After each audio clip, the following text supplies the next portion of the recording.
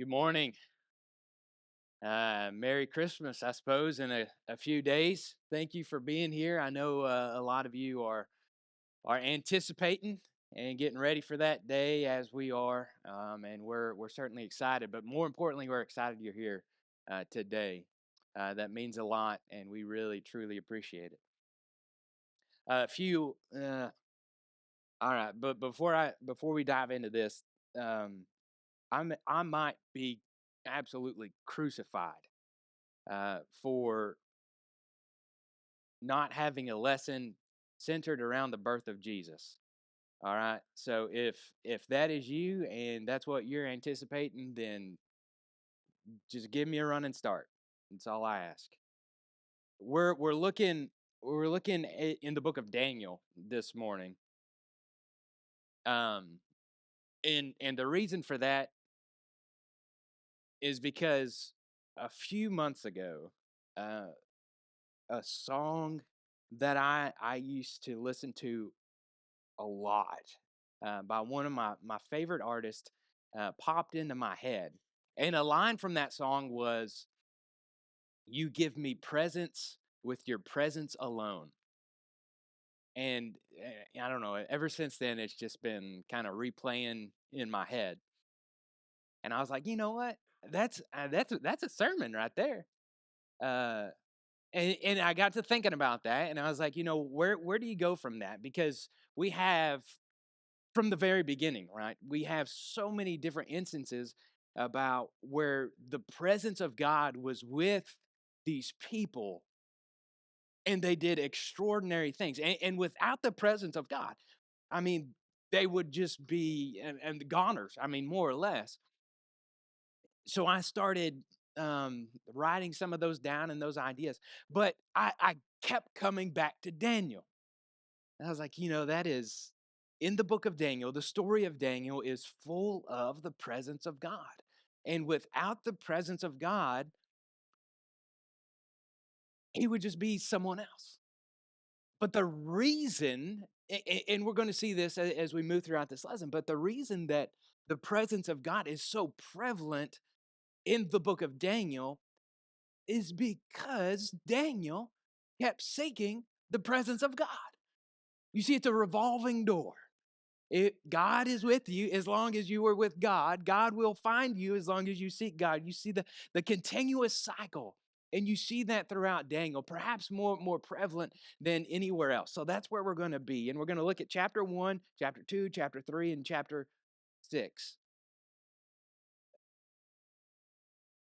But in Daniel chapter 1, the book, the whole scene, the story of Daniel, you're probably familiar with. If not, you're going to get quite familiar with it this morning. But it centers around captivity, Babylonian captivity. The people of Jerusalem have been taken captive. The one that, in this instance, that takes them captive is King Nebuchadnezzar. And as he captures the city of Jerusalem, he leaves a few stragglers behind to take care of the city. But he brings the best of the best. These are the exiles that arrive into the capital to be near the king. And in particular, we read about Daniel, who's one of those exiles. And in chapter 1, you see a scene, a scenario in which Daniel is completely outnumbered. God is with us, all right? When we seek God, God is with us when we are 100% outnumbered. And I don't know why I've missed this for so long. But let's kind of set the scene, okay? And back up and look at verse 3, Daniel chapter 1. Then the king commanded Ashpenaz, his chief eunuch, to bring some of the people of Israel, both of the royal family and of the nobility, youths, without blemish, of good appearance, and skillful in all wisdom, endowed with knowledge, understanding, learning, and competent to stand in the king's palace, and to teach them the literature and the language of the Chaldeans. The king assigned them a daily portion of food that the king had ate, and of the wine that he drank. They were to be educated for 3 years, and at the end of that time, they were to stand before the king. All right. So we have a bunch of kids, a bunch of youths carried into captivity, and essentially for 3 years they are supposed to be indoctrinated into the way that the Chaldeans, the Babylonians, do things. Now look at this important verse in verse 6. Among these were Daniel, Hananiah, Mishael, Azariah of the tribe of Judah. Maybe I'm making too much of it,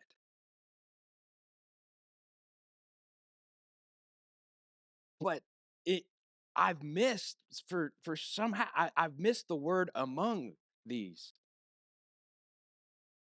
which tells it seems to imply that Daniel, Hananiah, Mishael, Azariah, Shadrach, Meshach, and Abednego are just some of them, right? I mean, if it means what it means today, that this wasn't a complete list of the captives. So here is Daniel, Hananiah, Mishael, Azariah, and they are among these who are taken captive. Which leads me to my next question. If you know the rest of the story, it's where's everybody else? Here's these guys, and where's everybody else? Because the rest of the story is in verse 8. Daniel resolved that he would not defile himself with the king's food and with the wine that he drank. Therefore, he asked the chief of the eunuchs to allow him not to defile himself. And God gave Daniel favor and compassion in the sight of the chief of the eunuchs. So they gave him vegetables, fruit, and water to drink. And they tested him for 10 days, and they were better and healthier looking than everybody else. All right, that's the rest of the story. But where is everybody else? All right? I mean, you've got in it specifically in verse 8, and maybe this is why we call it Daniel. But Daniel resolved that he would not defile himself. So this is what they did. Is Well, okay, back up with me. There are times in our life when we feel surrounded and outnumbered and completely helpless. And there is something that is put in front of us that we are expected to do, right? Because that's the scene that Daniel's in. Something is put in front of him and he's expected to do it, and we feel like we're backed into a corner. When you feel that way, when you find yourself in that situation, hey, there's an important verse or important phrase in verse 9. Daniel resolved in verse 8 not to defile himself, to stay strong and to do what he was supposed to do. Verse 9. And God gave. Listen, they're in captivity, away from home. They're alone, they're outnumbered, they're in a strange place, strange language, strange people, oppression, captivity. But Daniel was still brave enough to stand up and do what's right. And guess what? It would be very easy. It would be extremely easy to throw your hands up in the air after you've been taken captive and to say, where is God? Where, where is this God that we've been serving all along? But listen, verse 9 reminds us that God is still in control, because God is the one that gave the favor to the chief eunuchs on behalf of Daniel. So when you're in that situation, right, when you feel outnumbered and you're like, why am I the only one doing what's right? God's there. And when you seek the presence of God, he's going to carry you through. When you're outnumbered and all alone, the presence of God is by all means presence enough. Look at chapter 2. In chapter 2, we see this idea, at least hints at the idea that God is with us when we step out in faith. When we take a leap of faith that God is right behind us, carrying us and helping us through. In Daniel chapter 2, again, to kind of set the scene and rehash things that you probably already know, is that King Nebuchadnezzar at this point, he had a dream. And this dream, it woke him up, it troubled him, and he was very anxious about this particular dream. So he wanted someone to tell him this dream. But in order to make sure that no one gave him an interpretation that he liked just because they feared him, he required, you remember, these people to tell him his dream and its interpretation. Well, they said, that's impossible. No one's able to do that. Well, of course, we know the rest of the story. The Chaldean said in verse 11, the thing that the king asks is difficult, and no one can show it to the king except the gods, whose dwelling is not with flesh. We can't do that. No one can do that. And then we pick up our story in verse 12.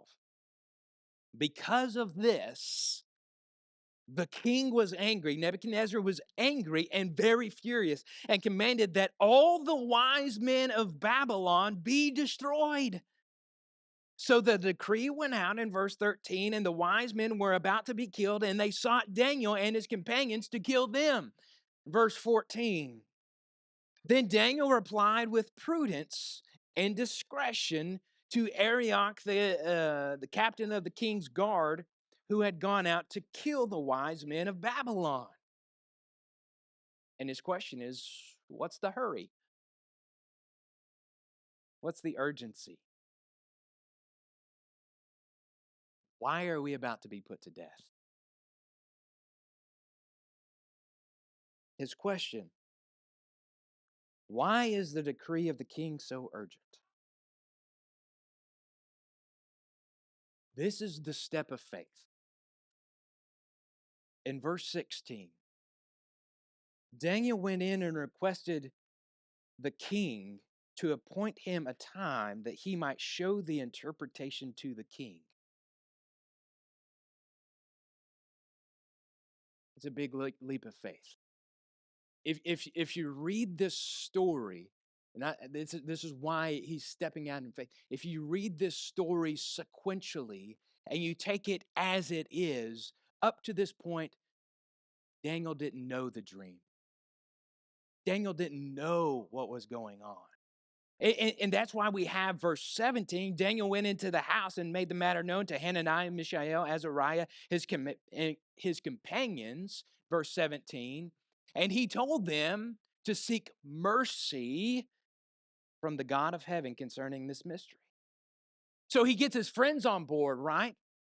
What's the big hurry? In verse 17, he gets his friends on board, and then he commands them or encourages them to seek mercy from God. We're about to be killed unless God does something about it. But in order to save his own skin, he trusts in God. He's backed into a corner again. And what do you do? I mean, he's got no way out because nobody can do this thing. And we see it there in verse 11 that this thing can't be known unless, they say, unless it is from the gods. Well, guess what? We serve the God who knows everything. So he goes and encourages them. And then in verse 19, it's finally revealed. So that's why, in my mind, that's why verse 16 is so important. Because again, if I'm reading it in order, and it is the way that it is in history, Daniel, this isn't revealed to him until verse 19, but he makes the request all the way back in verse 16. How many of us would do that? You know, a lot of times when we make a leap of faith, or we do something that we think is bold and courageous, right? Big fat air quotes. It's a calculated risk. I mean, we do it because we know that we're not going to suffer that much for it. This guy has no idea of anything except that God is in control. And that if God, I mean, either way, he's going to die. But at this point, he knows that God can save him. So he puts his trust in God and he takes one big, in verse 16, ginormous step of faith. You think stepping out onto the moon is a big leap. Stepping out in faith is so much bigger.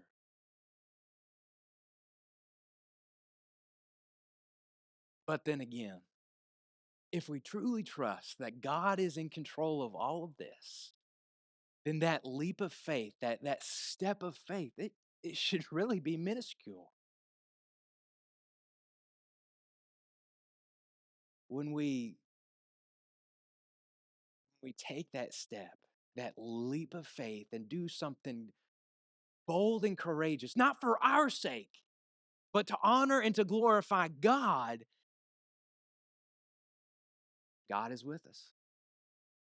When we seek his presence, that God is truly with us. Then we look in the next chapter, in chapter 3.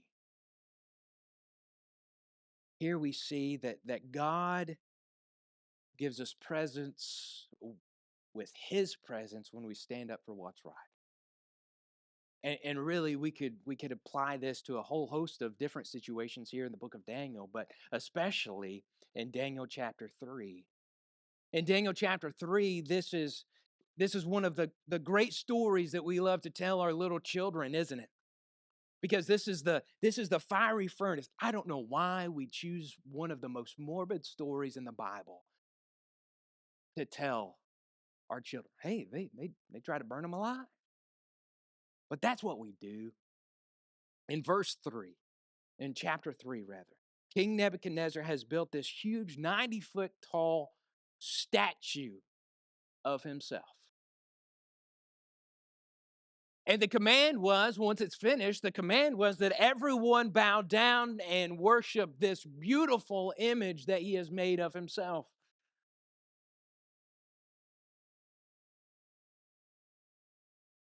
Well, we know the three companions of Daniel, Shadrach, Meshach, and Abednego. When they heard the music, they refused to bow down. In fact, they stood up. They stood up for what's right. So they're commanded and ordered um, to come to the king. And King Nebuchadnezzar, as they face the king, King Nebuchadnezzar gives them one last chance.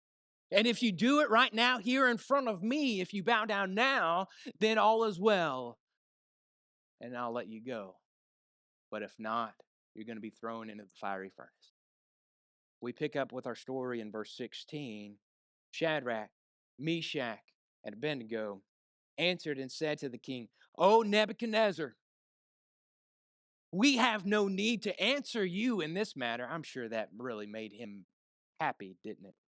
We have no need to answer you in this matter. If this be so, our God, whom we serve, is able to deliver us from the burning fiery furnace, and he will deliver us out of your hand, O king. But if not, be it known to you, O king. This gives you chills. That we will not serve your gods or worship the golden image that you've set up. They trusted God wholeheartedly. We have no need to answer you. Our God is able to deliver us from the furnace, and he will deliver us from your hand. What a bold statement of faith. Well, of course, he heats it up 7 times hotter than it's supposed to. Take some of his best men, they get burned up, but they in the process, they throw these guys into the fiery furnace. They're in there. The only catch is they're not burning up, and there's somebody else with them. When we stand up for what's right, when we do the right thing, God is with us. The king in verse 24, King Nebuchadnezzar, was astonished and rose up in haste. He declared to his counselors, "Did we not cast 3 men bound into the fire?" They answered and said to the king, "True, O king." He answered and said in verse 25, "But I see 4 men unbound, walking in the midst of the fire, and they are not hurt, and the appearance of the force is like the son of the gods." Yep,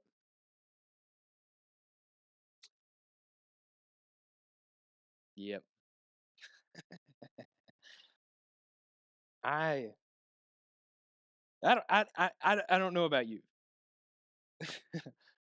but when I read it, I can't help but to swell up my chest and almost beat my breast a little bit and think, "That's my God. That's who I serve." And when we do this, and when we go out on that limb, and we we boldly do what is right, God is with us. Now, let's say and be clear what they didn't do, and we'll look at it again in chapter 6. But they didn't walk up to the king before all this was done and say, "You're wrong and you're sinning in doing this." And they didn't look around at the crowd and say, "I can't believe any of you are doing this and bowing down to this golden image." They didn't cause a fuss, they didn't cause a stink, and instead they just quietly, humbly said, "We will not do it." And in fact, they still call him the king. But look at the response in verse 28, because when we stand up for what's right, ultimately God is the one that's going to get the glory, or he ought to be. And that's what we see in verse 28. Nebuchadnezzar answered and said, "Blessed be the God of Shadrach, Meshach, and Abednego." Did you catch that? Blessed be the God of Shadrach, Meshach, and Abednego, who has sent his angel and delivered his servants who trusted in him and set aside the king's command. The king is saying, "Blessed be the God,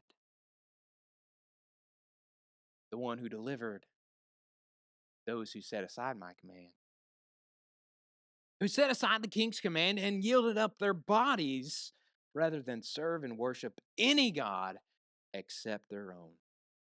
I love it. I love it, love it, love it. When we stand up for what's right, God will give us presence with his presence.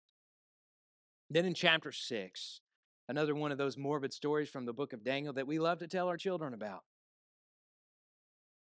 Because in Daniel chapter 6, we've got a new king. This is King Darius. Nebuchadnezzar has died. His son has also died, and Darius is the one that takes his place. Darius sets over the kingdom 120 presidents, or whatever you want to call them, satraps. And then of them, there are 3 that are chosen and selected. Of those 3, Daniel is one. And of those 3, Daniel is the one that is excelling above the rest. In Daniel chapter 6, we see this idea that God gives us his presence. Yes, when we do what's right, when we stand up for what's right, when we are outnumbered, God gives us his presence in the midst of persecution. King Darius sought to put Daniel over everyone next to himself. Then there's this statement because these other men were angered. There's this statement in verse 5, which I hope at the end of my life and right now can be said about me. Then these men said, "We shall not find any ground for complaint against this Daniel unless we find it in connection with the law of his God." Blameless. Daniel's blameless. So what they did was make up a law.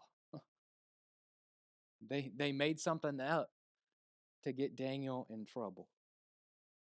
So they come to King Darius in verse 7 with this injunction. And they say, all the high officials of the kingdom, the prefects, the satraps, the counselors, the governors are all agreed that the king should establish an ordinance and enforce an injunction that whoever makes petition to any god or man for 30 days, except to you, O king, shall be cast into the den of lions. 30 days. We're only seeking counsel, glorifying you, O King Darius. Again, what does Daniel not do? He doesn't waltz up to the king and chew him up one side and down the other. He doesn't walk over to these men and blast them for what they've done or said. Instead, he quietly continues to do what he's always done.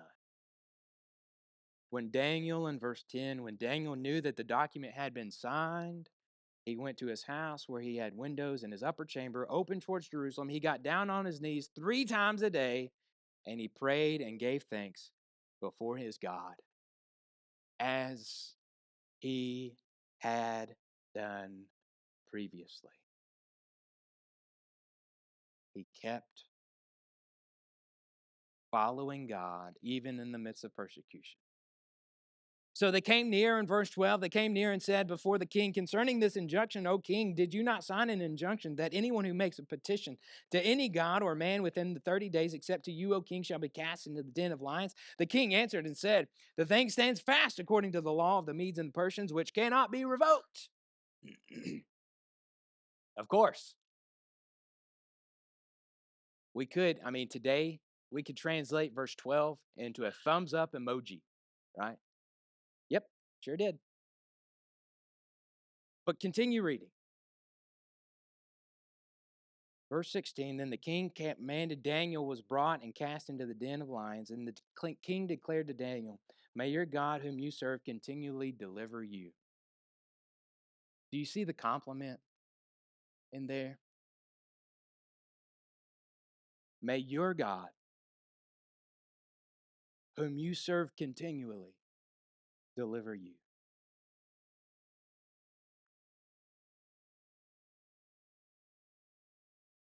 When we are in the midst of persecution, God is with us. And that's the rest of the story. Because he's in there overnight. And we see it in verse 20. As he came near to the den where Daniel was, he cried out in anguish. And the king declared to Daniel, O Daniel, servant of the living God, has your God whom you serve continually, again, he said the same thing, has the God whom you serve continually been able to deliver you from the lions? Verse 21. Then Daniel said to the king, O king, live forever. My God sent his angel and shut the lions' mouths. And they have not harmed me, because I was found blameless before him, first and foremost. And also before you, O king, I have done no harm. Then the king was exceedingly glad and commanded that Daniel be taken up out of the den. So Daniel was taken up out of the den, and no kind of harm was found on him, because he had trusted in his God.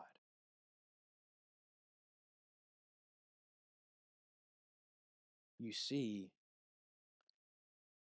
even in the midst of persecution, his presence, the presence of God, is there.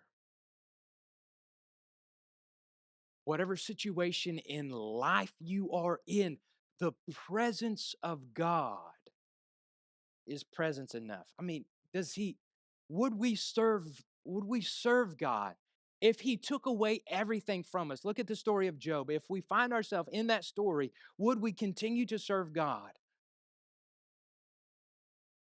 Would his presence with us in life, would that be enough for us?